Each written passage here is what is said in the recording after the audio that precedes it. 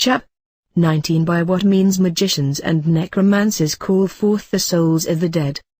By the things which have been already spoken it is manifest, that souls after death do as yet love their body which they left, as those souls do whose bodies want due burial or have left their bodies by violent death, and as yet wander about their carcasses in a troubled and moist spirit, being, as it were, allured by something that hath an affinity with them, the means being known, by which in times past, they were joined to their bodies, they may be easily called forth, and allured by the like vapors, liquors and savours, certain artificial lights being also used, songs, sounds, and such like, which moves the imaginative and spiritual harmony of the soul, and sacred invocations, and such like, as belong to religion, ought not to be neglected by reason of the portion of the rational soul which is above nature. Necromancy has its name because it works on the bodies of the dead, and gives answers by the ghosts and apparitions of the dead,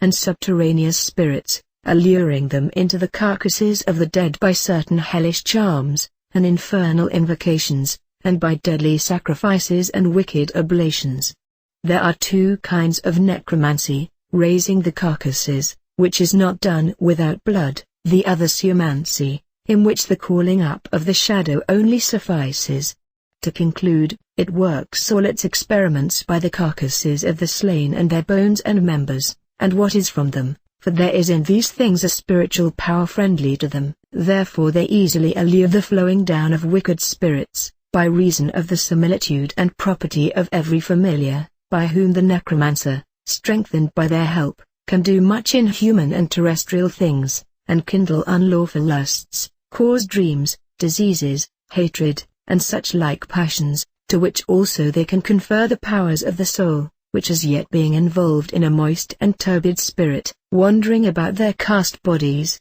can do the same things that the wicked spirits commit, seeing therefore they, experimentally find, that the wicked and impure souls violently plucked from their bodies, and of men not expiated, and wanting burial, do stray about carcasses, and are drawn to them by affinity. The witches easily abuse them for effecting witchcraft, alluring these unhappy souls, by the opposition of their body, or by the taking of some parts thereof, and compelling them by their devilish charms, by entreating them by the deformed carcasses dispersed through the wide fields, and the wandering shadows of those who want burials, and by the ghosts sent back from Acheron, and the guests of hell, whom untimely death has precipitated into hell, and by the horrible desires of the damned and proud devils, revengers of wickedness. But he who could restore the souls truly to their bodies, must first know what is the proper nature of the soul from whence it went forth, with how many and how great degrees of perfection it is replenished,